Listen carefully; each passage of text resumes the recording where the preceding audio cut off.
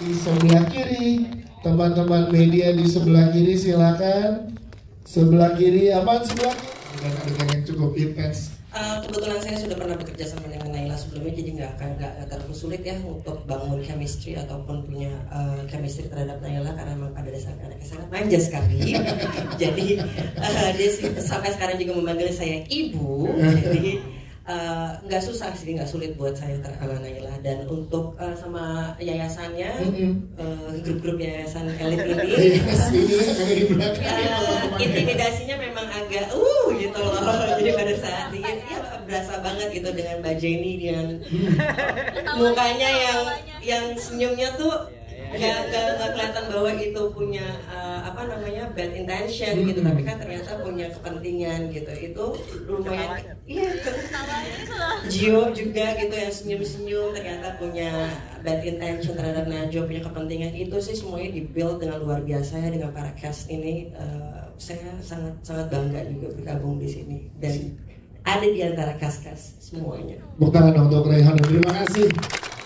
Najwa ini tuh sangat ini ya, sosok ibu yang sebenarnya itu bisa ditemukan di semua ibu yang sudah menjadi ibu gitu. Karena kan bagaimana menceritakan bahwa sebenarnya tuh pengorbanan seorang ibu ya dalam keadaan terhimpit pun, keadaan yang menakutkan pun untuk seorang ibu, tapi kalau untuk berkorban untuk anaknya itu pasti akan dia lakukan. Jadi itulah pengorbanan untuk seorang ibu terhadap anaknya ya, sampai sejauh itu kita sampai mau mengorbankan nyawa.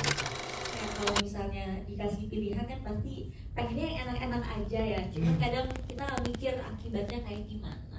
Yes, tidak ada makan siang yang gratis ya. Iya, itu kita tampil makanya kan. Itu makan siang pada nggak mau. Terima kasih Naila. Kita juga ada Aini Saras di belakang. Kita ke Aini Saras bagaimana sebagai Rati di sini. Sebenarnya Rati itu menyimpan banyak pesan juga yang ingin disampaikan kan. Kita pengen tahu kalau dari sudut pandang seorang Aini Saras terhadap karakter Rati, apa sih yang mau disampaikan setelah kita menontonnya? Silakan. Sebelumnya, selamat sore teman-teman media. Saya senang banget memainkan Rati. Thank you Pak Dilut and Pak Sanjeev, also Bang Kinoy for the guidance.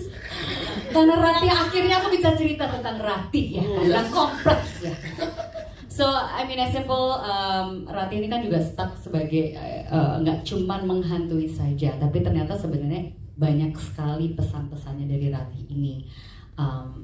Jadi memang intensinya adalah untuk melindungi, tapi memang karena trapped, stuck, how do you say that? Stuck in between two worlds, ya kan? Ya kan, di alam baka dan di dunia ini mungkin dia seperti layaknya seorang like a ghost yang belum nyawanya tenang. Jadi memang Rati sebenarnya dia stuck di antara dua dunia, tapi at the same time juga memberikan pesan itu bahwa ini ada sesuatu yang tidak benar, dan makanya dekat banget sama Najwa untuk ngasih tahu.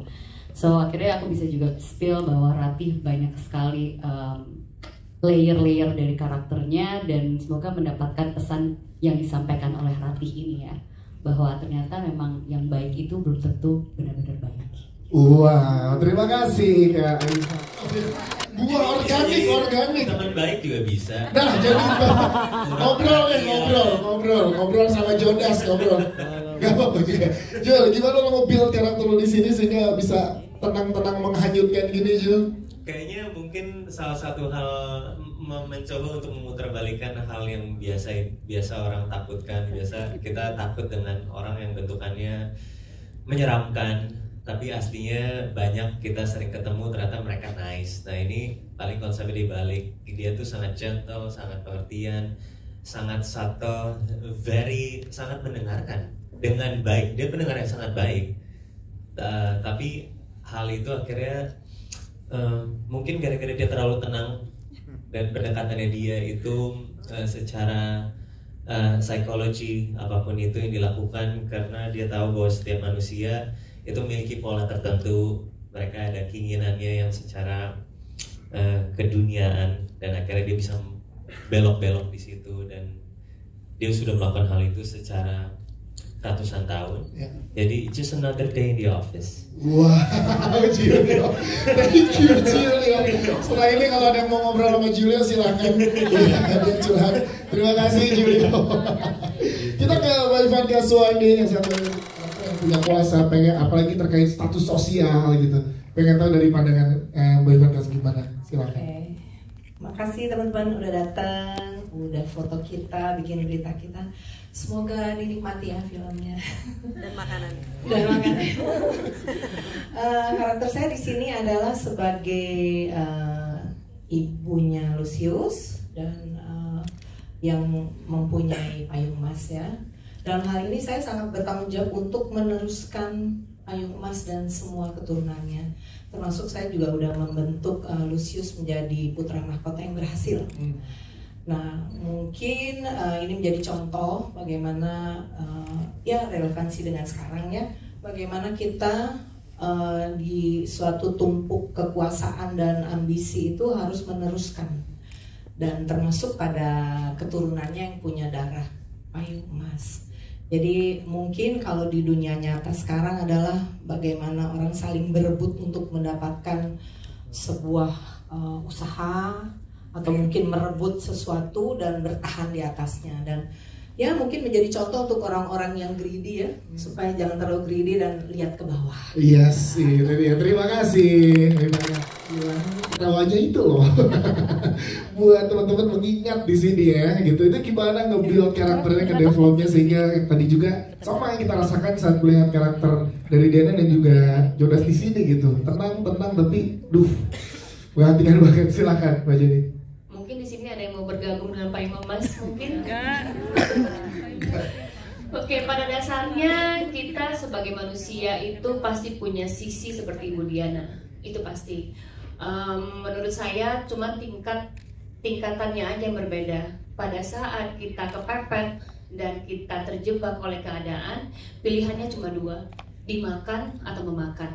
Itu aja sih sebenarnya. Jadi untuk karakternya sendiri, mungkin untuk saya pribadi, saya mengesampingkan sedikit sisi kelembutan saya untuk memasuki sisi kejam ya kayaknya. Jadi yang sebenarnya kita takutin itu adalah setan yang ada di diri kita sih, itu seperti emosi, ambisi yang tidak terplanning dengan baik, jadinya hal-hal yang jahat itu yang keluar.